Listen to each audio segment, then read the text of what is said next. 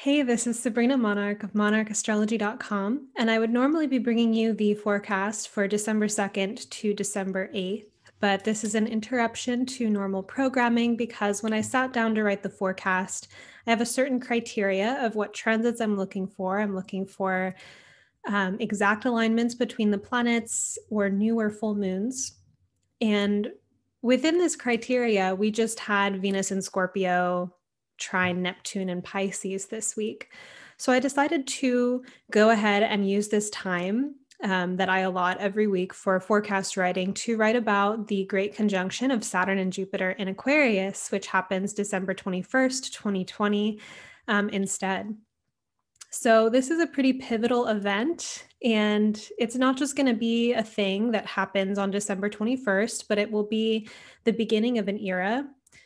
Just as any conjunction between two planets can be the beginning of a cycle, but this is especially the beginning of an era for the reason that Jupiter and Saturn have not just a 20-year cycle of every time they form a conjunction or they align together in the sky, but they have a 200-year cycle where they have a pattern where they stay in the same element, so earth, fire, etc., for 200 years. And towards the end of any given cycle with Jupiter and Saturn, they'll dip into the new element and then dip back into the one they had just been in for nearly 200 years and then come back. So that's essentially where we are because we're moving into an air era between Jupiter and Saturn as they conjoin in Aquarius. And the last time they made well, here, let me just give you some of the data points, and then I'll go into some analysis and some offering about this conjunction. So the Jupiter-Saturn conjunction will happen in 0 degrees of Aquarius, December 21st, 2020 at 10:20 a.m. Pacific. The 0 degree of any given sign is kind of a special moment too, because it's so full of possibility. It's just like the very beginning of the sign, right? So the last Jupiter-Saturn conjunction occurred in Taurus in late May of 2020. And Jupiter-Saturn conjunctions happen around once every 20 years. Jupiter-Saturn conjunctions, so just a little bit. I'm like looking at my notes because I write everything before I talk for the most part when it comes to creating content like this. But Jupiter-Saturn conjunctions happen around once every 20 years, and they stay on the same element, so water, earth, etc., for around 200 years. So Jupiter and Saturn did dip into an air sign conjunction in 1981 when they conjoined in Libra. And before then, it was a 200-year like Earth period. We had our last Jupiter-Saturn conjunction back in an Earth sign in Taurus in the year 2000. And now, December 21st, this solstice of, marking the end of such a historical year, we now enter an air era where for the next 200 years, Jupiter and Saturn will form conjunctions exclusively in air signs until that cycle's over in 200 years. So there's definitely a significance to this as it plays out in world trends. Saturn, Jupiter, when they come together, Saturn relates to convention and societal norms, its structure, its architecture, its standards, it's the structures that facilitate life as we know it. And so some of these structures may be nice, like having roads to drive on and like clear systems maybe that work. And some structures can feel more oppressive or like outdated. Saturn is a really interesting energy in that it tends to hang on. It has an enduring quality. So even like, I know this is kind of like a macabre image, but Saturn here, bodies that decay in the ground, once the life is over, the bones are the last thing that remains. And bones are related to Saturn. They're part of the structural architecture of the body that more soft elements of the body hang on that skeleton, that structure. So Saturn has a quality of lasting or enduring. It's something that has crystallized over time. This can be our personal patterns, our developmental patterns, the way that our posture, for example, reflects years of patterning, and that maybe changing our posture is something that can be done, but might take work. I think of the ways that trees grow, where the tree is not going to kind of change directions in its growth immediately unless it snaps. It's going to kind of twist and wind and make its way there slowly in time. So Saturn does also relate to things taking time and the density of this plane, gravity, the force that holds us down to Earth. So those are all Saturn themes. And people will like rag on Saturn because it's like seen as a reaper or the thing that harvests our past deeds. And it's like, oh no, like the past is going to catch up with us and like all of that. And I think that really working with Saturn is about living a life of integrity and also understanding the architecture that you're working with. So if you do things day in and day out that don't align with your system, you're not going to like the consequences of that piling up over years. And so sometimes people do that. They get really attached to the structure where they're like, well, I did the thing that I was supposed to do. I got the job. I have the house. I have the spouse. I have the life that I was supposed to get. Why am I not happy? Because the architecture maybe was so externally focused and had nothing to do with what you really desired, right? So Saturn, this architecture can be good or not good. It's our relationship with it. And there is a leaning toward convention with Saturn that is a possibility where, we feel we have to do things a certain way. And that may or may not be true. Then we have Jupiter, which is a planet that relates to philosophy and expansion. And I see Jupiter as like concentric circles moving out. And so we get, these experiences that we live through, they're direct and they kind of expand our perspective. And Jupiter can be, like the bounty of life. It can be expansive, that feeling that you just feel so free and excited about life. The way that you feel when you're having a really good travel or higher education experience, as Jupiter relates to both of those things. And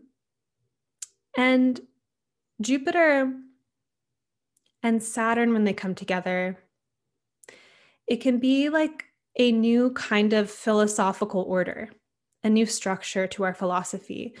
It can relate to, a change in moral compass and moral direction.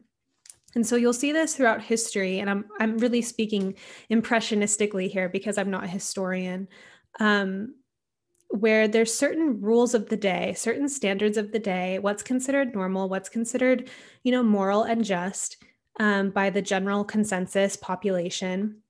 And this, if we look back, we can see certain times in history where people were doing things that were like, that's really terrible. Like, why was that considered normal? And so there's also these moments of kind of moral shift that actually gets reflected in the status quo, which is the structure, Saturn. And Jupiter and Saturn can both relate to morals in a different way. Saturn can be kind of like the superego, what kind of morals we've internalized from culture, from our family of origin, our should consciousness, right versus wrong, all of that. Jupiter is philosophical, and it relates to cosmology and how we think that the cosmos is ordered. And this also relates to how we believe society, how we believe the world should operate, from a kind of a place of vision and idealism, perhaps. Jupiter has a, a relationship, it rules the sign of Sagittarius, which is the archer. And so Jupiter can really like to shoot really far past a particular mark. There's a way that our idealistic visions can really elevate our life, even if we don't make it to the ideal. Basically, that phrase, like shoot for the stars, but you might land on the moon kind of thing, is something that can happen with the planet Jupiter. So Jupiter and Saturn come together, and when this happens, there can be a new cycle around, the order of the day, what is considered conventional, what philosophies become more standard. And given that we're looking at, archetypes which are so multivalent and they can run across a variety of, spectrums, what's interesting about Jupiter and Saturn coming together too is that Saturn relates to limitation and Jupiter is expansion. So we can think about limitations that are inherently expansive, or forms of expansion that need to be reeled in and more limited. And I'm going to be talking throughout this when I come back to my notes, because I wasn't expecting to just kind of talk here. What this looks like in Aquarius specifically, and what this could mean as like a new era. So let's get to that. So one thing that I'm going to leave a note, a link in the notes for an article from ESAR that talks more about this 200-year cycle and some more like historical points. As someone who thinks a lot more about the personal life of individuals, personal psychology, personal development, I thrive in one-on-one conversations and talking about the human condition and like timeless human truths and whatnot. And when it comes to thinking about history, it's a little bit harder for me to retain that information. So I've just accepted where I'm at, and what interests me, or like what my mind is really aligned with or attuned with, and how that relates to my purpose too. It's like, I'm not a history teacher, but I help people shift their mindset or understand themselves. And at the same time, understanding these bigger cycles or historical trends can be very profound. So I don't know, for those of you that are like more historically minded, I would love to hear in the comments like what connections you're making about this transition from the earth element to the air element. Perhaps you have to know a little bit about what those things mean. Check out the ESAR article though. But regardless, normally when I make these videos, I say at the beginning, like and subscribe. So please, if you're listening, go ahead and like this video. It really helps. And let me know what you think as you're watching or at the end. So I wanted to reflect on the question of what does this conjunction, one that represents a new social era, mean in the realm of the personal life?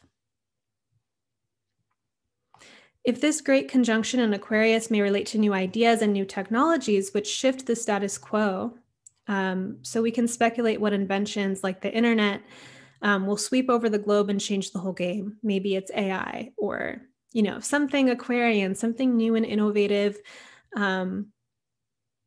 What is this in the life of the individual?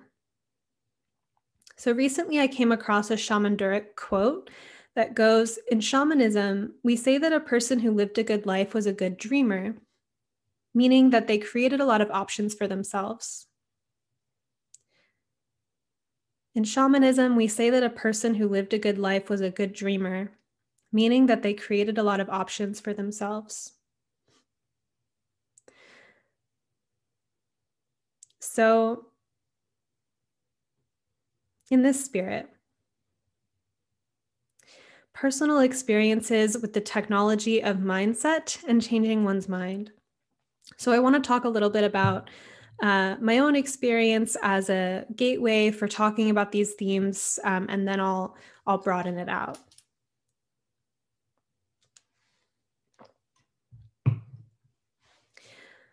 So One of my greatest pleasures and sources of true excitement in this life, in this incarnation, has been learning how to alter my beliefs, my perception, and my mindset to experience a different reality.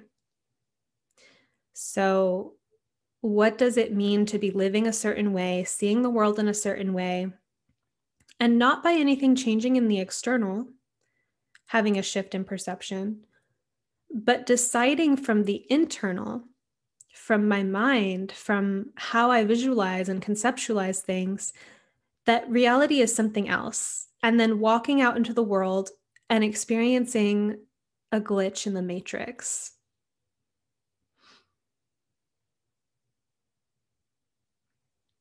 The spiritual teaching that everything we experience here in the physical form is actually a manifestation of past thoughts and feelings sent this irrevocable ripple through my world.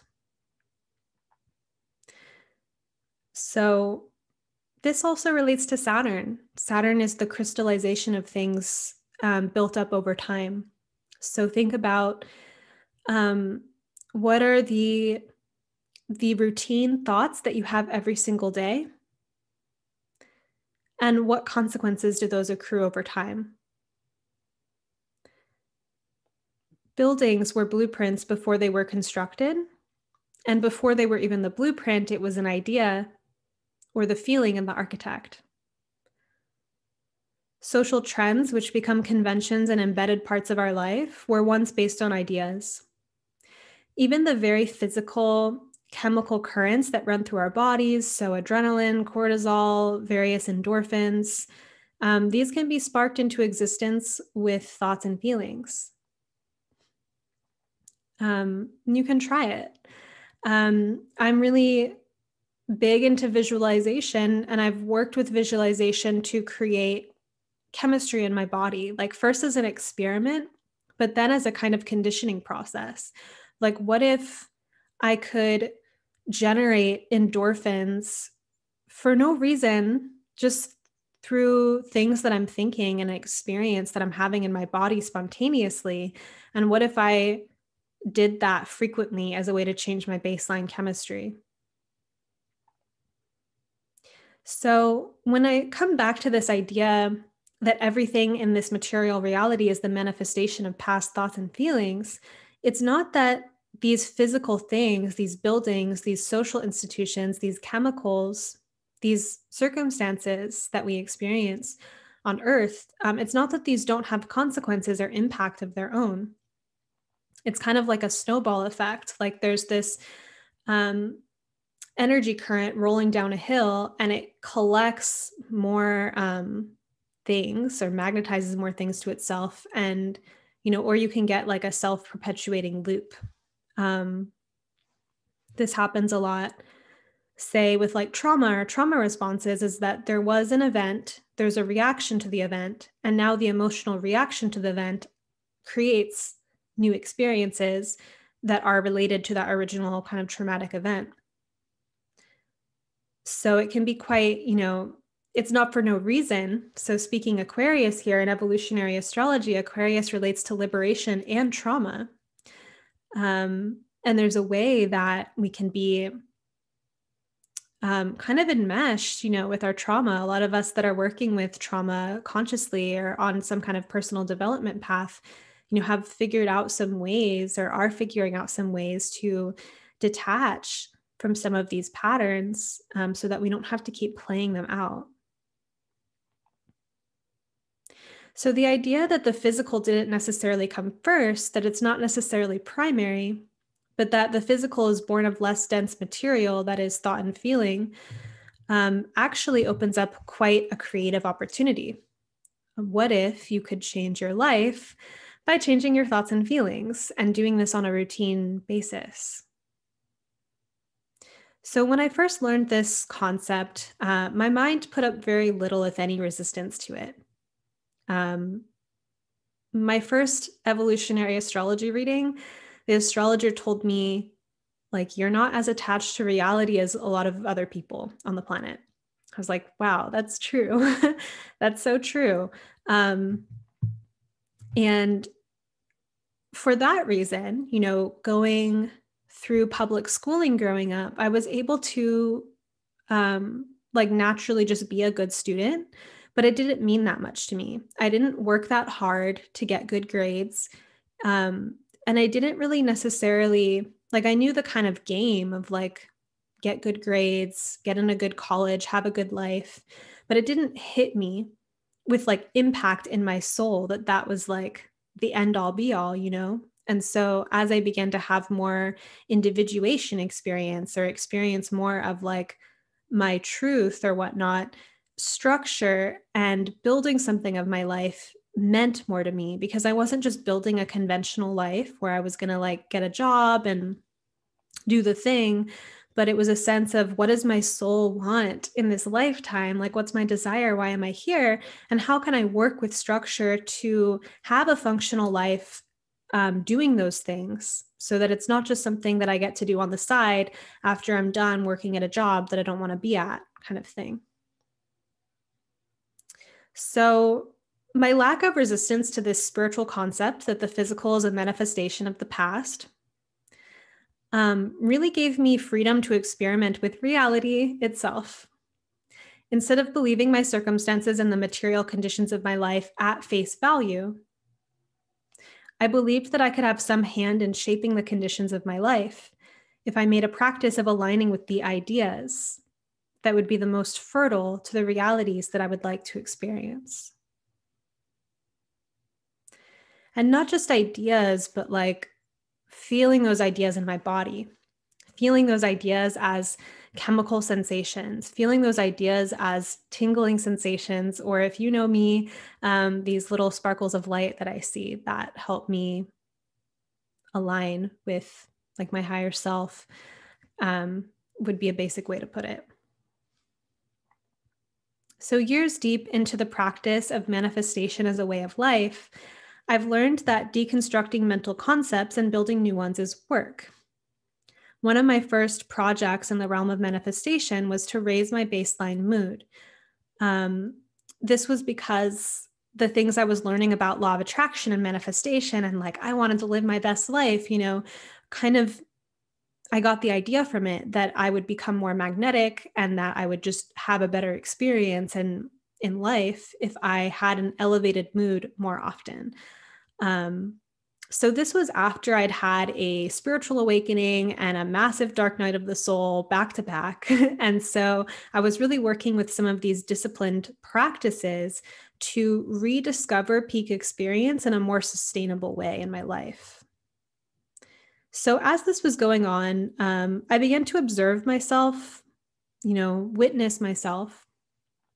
And when I found myself dipping into depressive states, at the time, my MO would be to discover some way to be happier, whether I had to act or pretend, like literally just like live a fantasy, maybe move my body and like maybe get outside.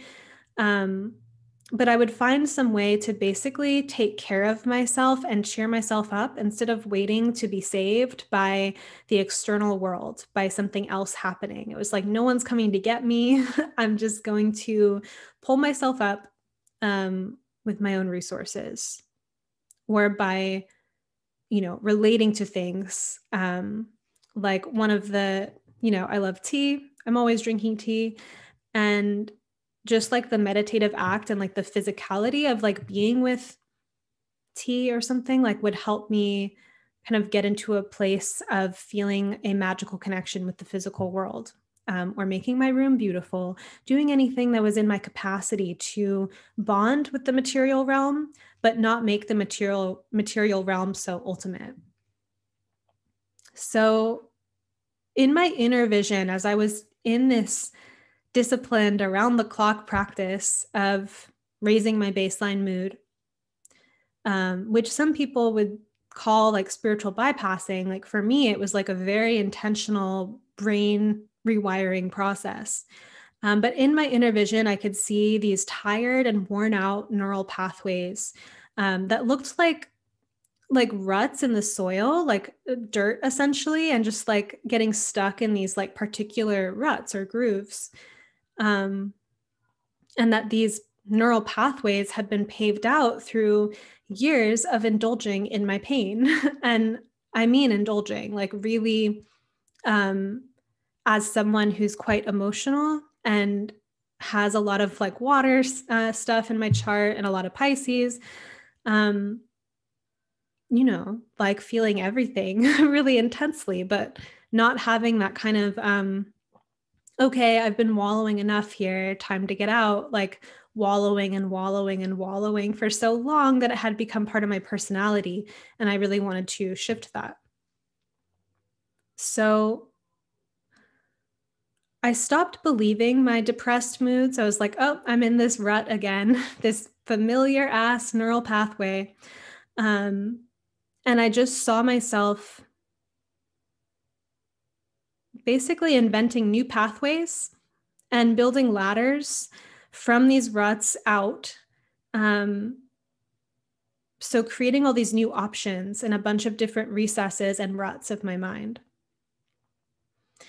And at the time that I did this, I didn't think that my external reality really reflected my desires for life. There was so much internally that I wanted to be external.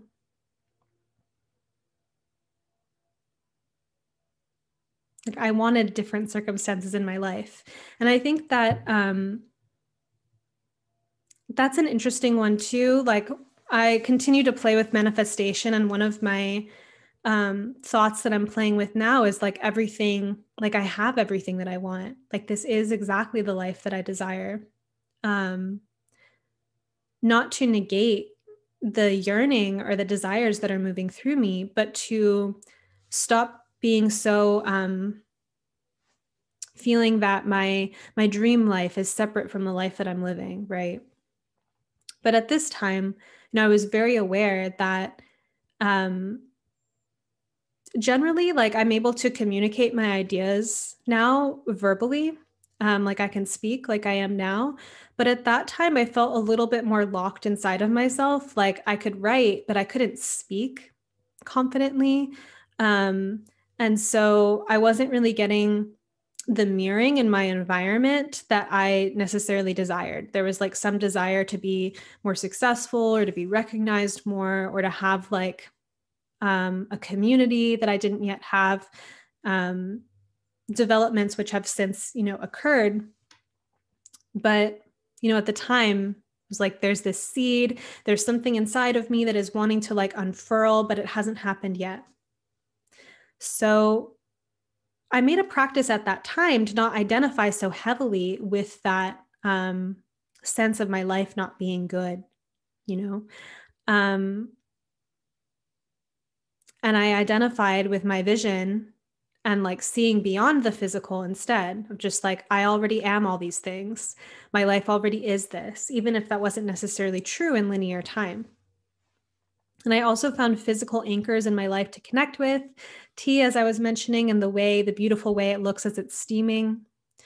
My housemate's cats that I lived with at the time, walks in the woods, good food. But I made a point to enjoy it and to take it in. I really reinforced in my mind how beautiful these things were and how enchanted my life was. And I believed that the more that I did this, the more my external life would grow abundant with images and experiences that reinforced my desire for a rich and meaningful life. And instead of just wanting it as some distant thing, to have it drop, gravity, materialize, be my dense Saturnian experience here, and not just a fantasy. And this was how I first learned to let fantasy and intention lead more than my concrete present circumstances. And it's just an interesting paradox to walk, because you're being in the physical, you're here now, but you're also seeing beyond it. This requires a certain sufficient amount of detachment, and it opens up the question of how to relate to what is and to not become completely out of touch either. Like if you detach from this reality, there's such freedom and magic in that, but you do also have to navigate the world and your social relationships. And that's really part of the mastery and craft of Saturn in Aquarius, and Aquarius in general, is like, how do you integrate your far out, your other worlds with the mainstream or the conventional world. So yeah, it's like that those time periods where you're having a spiritual awakening and it's hard to go to the grocery store, or like you don't know how to have a normal conversation, or just like a pleasant, birds whistling in the trees conversation with someone because you're just on some other planet. It's like, does that really, it's great to go to that other planet and go to that space, and resource yourself and like live into that freedom. But how do you weave that into this realm? So the technology of mind and vision. Aquarius relates to liberation. It is like an electric current. Working with the magic that Aquarius has to offer is a matter of becoming like a finely tuned radio. How do you become receptive to ideas? And how do certain ideas land in your body? With fine tuning, perhaps an excellence that Saturn represents here in Aquarius, we can feel the musicality of ideas. Do they feel like a heavy pit in our stomach? Do they send chills up our spine, or a rolling, tingling sensation into the back of our head? So becoming like a finely tuned radio, it's like, what makes your mind receptive to picking up certain ideas? And as someone, I've never been a scientific materialist. I don't believe that the physical comes first. I don't believe that consciousness is birthed from the brain, that it lives exclusively in the brain, and that as soon as we die, the lights are out. So for me, there's just certain ideas that I can play with and I can live by, that someone who really identifies with like the scientific school of thought, and I'm not anti-science per se, it's just like, it's not my ultimate. So there's certain ideas that I can play with or that I can receive, because I don't limit myself with that paradigm. For example, when I give astrology readings, I often get images that land in my mind that are very specific. And one of them, like a specific image, I say it as a metaphor, and the person often exclaims, "I do that," or "that exact thing happened in my childhood." And it's like, that information was there in the field. I don't have to have like a logical scientific understanding of how we just had that exchange of information. So I actually do get to receive psychic vision because I don't doubt it, and I don't put it in some box that is not for it. So thinking about the kinds of mental constructs that you have and that you align with, and how they do tune you into certain things. Another example for me is that as a writer who pretty much writes every day, ideas come constantly like an avalanche to me, but I'm not a musician and I don't think in music. I just don't channel songs. I started playing around, like I learned about the idea that musicians channel songs. And if I really like, if I go to the woods with the intention of like, I would like to pick up a song from the woods today, I can, but it's not necessarily like my strongest channel or something. Similar, like, I don't know, just think about what are you practiced in? What are you versed in? And how does that make you a radio station to pick up frequencies that fit with that?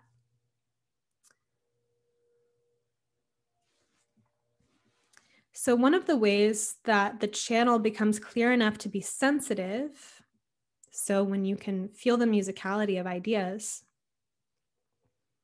is through the act of unraveling and disidentifying. What is radio silence like? What does it feel like to identify your own thoughts and the material circumstances around you, but to know that you are not any of those things?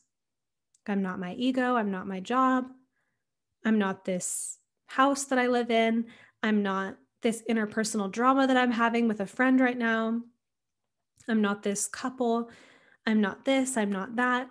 Neti neti, essentially, which is the practice neti neti, snowy silence. And rather than completely dissolving the self into nothingness or nihilism, This activity of mental purification simply unbinds us from rigid egoic attachment to things, or at least shows us how possessive we are of these things. In a meditation, for example, and you can try this, like try this as a mental activity to really feel and experience what I'm talking about. I'm not going to lead you through it right now, but just as an activity to do later. When you do like a silent sitting meditation, picture that your eyes are closed, you're sitting, you're kind of like in that very like alert, spine straight kind of posture, which I think is I do a lot of laying down meditations, which are a lot more drifty and kind of like magical. And if I'm going to be sitting, it's going to be a lot more masculine and like Shiva like. So you're sitting here in meditation, you're tuning into your breath, and you make a point to witness everything that goes by in your mind, all your thoughts, all your memories, whatever's coming up. Not judge it, not attach to it. Just let it be. And you picture yourself like you're at a riverbank, and everything that is going through your mind is just the river that is flowing before you. Now, the act of meditating isn't just about being perfect and never getting lost in those thoughts. It's building this practice where you're watching those thoughts flow by like a river. And naturally, you're going to jump into the river sometimes and find yourself floating downstream with the current of the thought that you were thinking.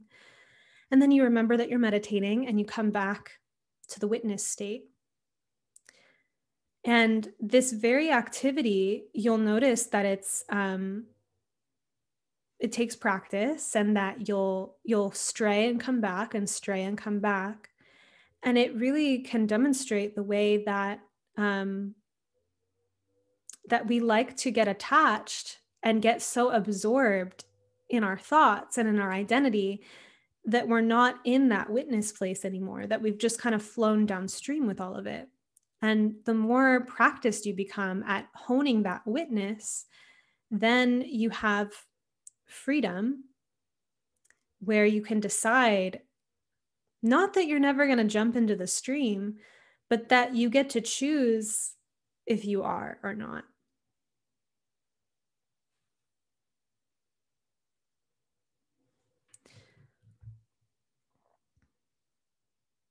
And I say this because we're not here in this incarnation to just be detached and to like not bond with the earth and not bond with these physical bodies.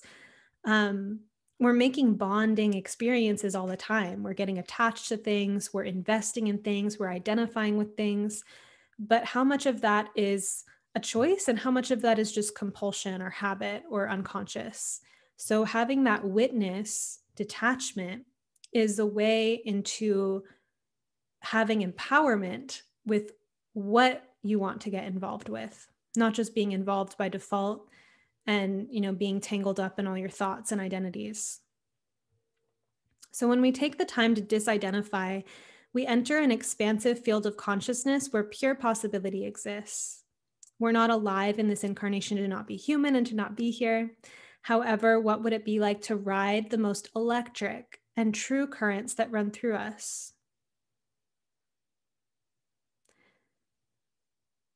Might we be more sensitive to these currents the more quiet we allow our mind to be? There's a difference between trying to be something and just being. Stilling the mind and detaching is one opening point for feeling more intently the quality of our ideas and concepts. What's the deepest truth in you beyond all those layers, below all these layers, once you've been able to disidentify enough to let them go?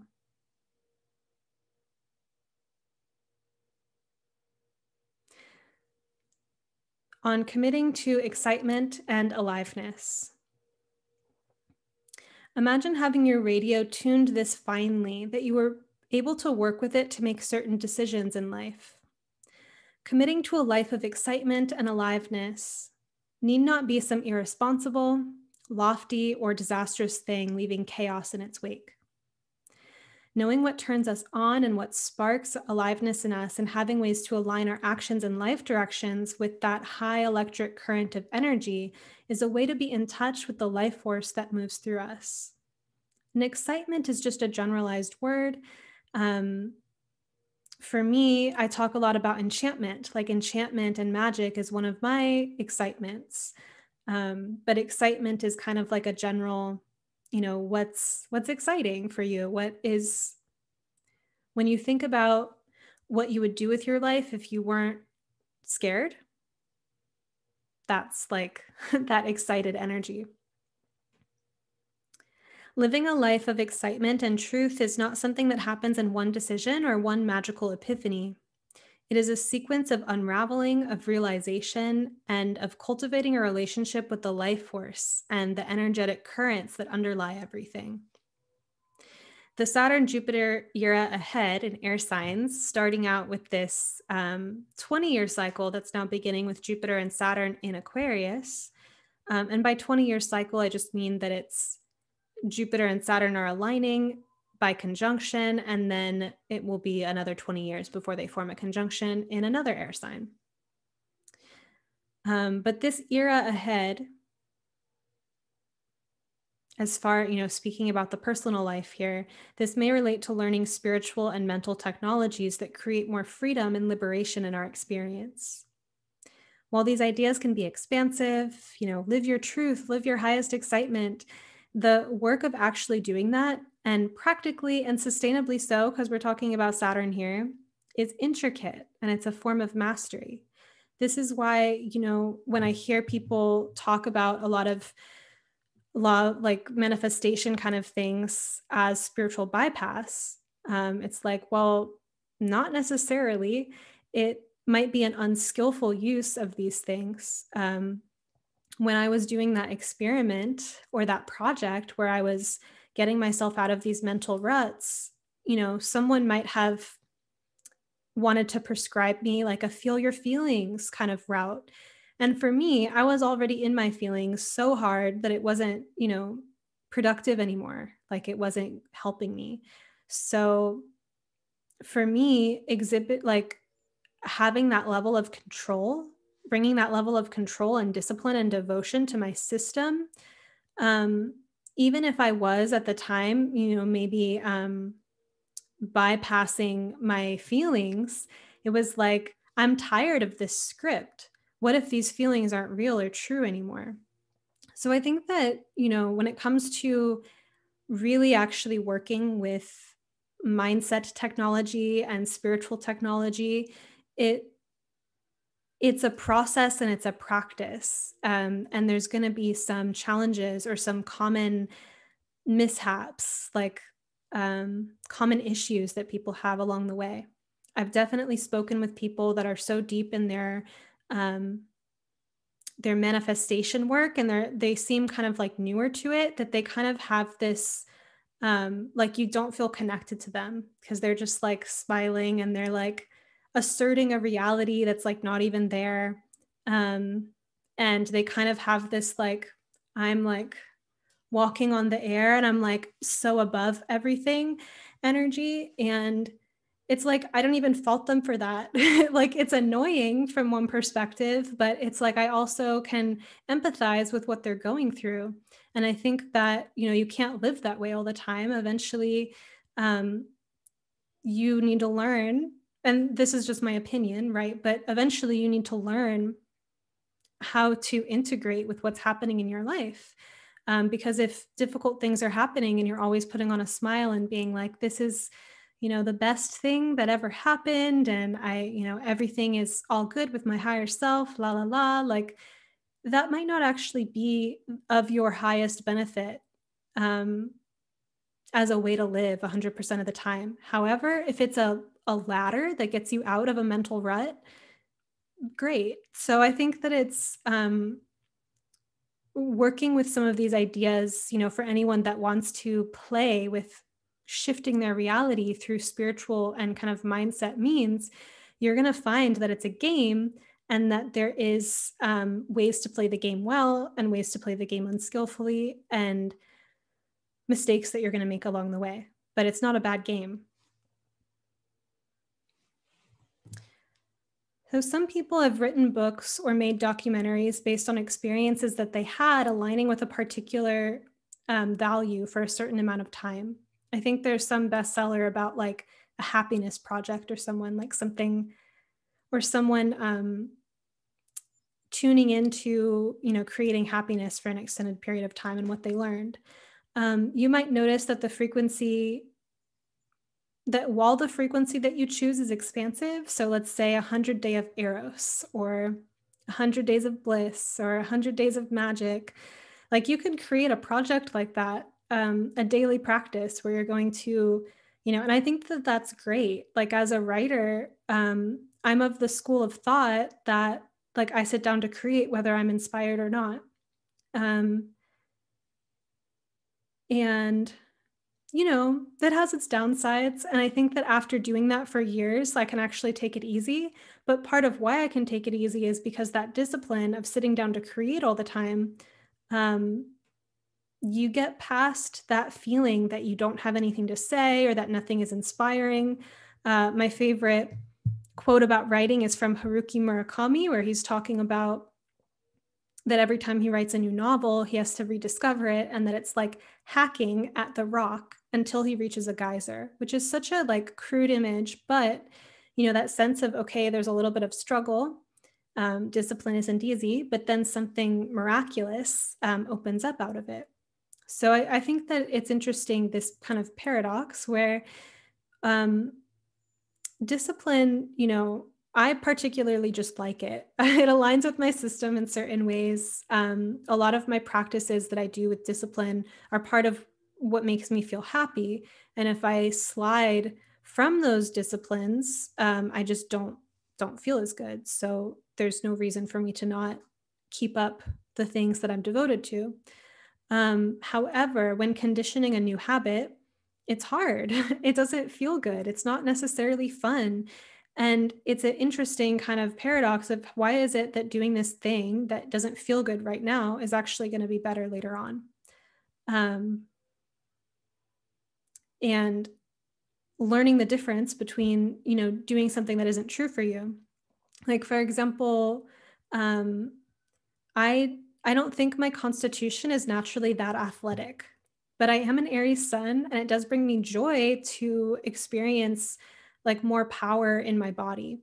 So I have done various like, I ran cross country in high school and got injured, shin splints. I did Ashtanga yoga and got injured. And now I work out like regularly and have done, gotten so practiced and so careful about like how to prevent injury and all of that. But it's like I keep trying to find ways to do these, to physically exercise every day in a way that's right for my constitution. And then my body craves it. So even though it's like a discipline of I'm going to work out 5 days a week, I begin to crave it. And I think that this can be done, with any kind of emotional frequency. So if you, want to be happy, and I think most people do, it's not about, not just about altering your external world. It is about making decisions and aligning with things, but it comes from the internal. So if you're going to decide to be a happier person, what does the frequency of happiness and joy feel like to you? And how do you devote yourself to that frequency over time? And notice that some days you really don't feel like being happy. And what part of your ego, what part of your conditioned consciousness is like, fuck being happy. Like, I'm over this. Like, you're going to have to confront that. Just as if you're going to do a creative practice every day, whether or not you're inspired, you're going to have to confront being uninspired. So you'll notice that if you commit to a frequency, and I'm speaking Saturn commit, frequency Aquarius, if you commit to a frequency, you'll notice that it takes discipline and devotion to remain in the container that you've chosen. And sometimes you may realize that you're in the wrong container, just as I had to realize I'm not an Ashtanga as much as I wanted to be, or I'm not a cross country runner as much as I wanted to be. Um, like, let that structure maybe sometimes be fluid and shiftable enough so that you're not just super dogmatic and running yourself to the ground, right? But this is still attunement and alignment. What's true for you? What does discipline as a practice or devotion look like for you? Because it's so unique to everyone. And are you committed to building this channel, this radio tower? And what will you learn along the way? So these are my thoughts for now about the Saturn-Jupiter conjunction in Aquarius and how it may relate to you in your personal life. In summation, I think that it is about developing a new relationship or deepening an existing relationship or having some kind of new commitment to spiritual technologies or mindset technologies. And I think that detachment, so Aquarius, like a general kind of like major Aquarian theme, is kind of a key into being able to play this particular game. Because if you're attached to the worldview that you have, and if your worldview doesn't allow for this, then it's hard to play the game. So thinking about, what supports you moving forward to develop your witness consciousness more, if it's going to be that you meditate or do some kind of ego unraveling process, but what helps you get into the witness state. And when you're in that like witness state, where's the fertility in that?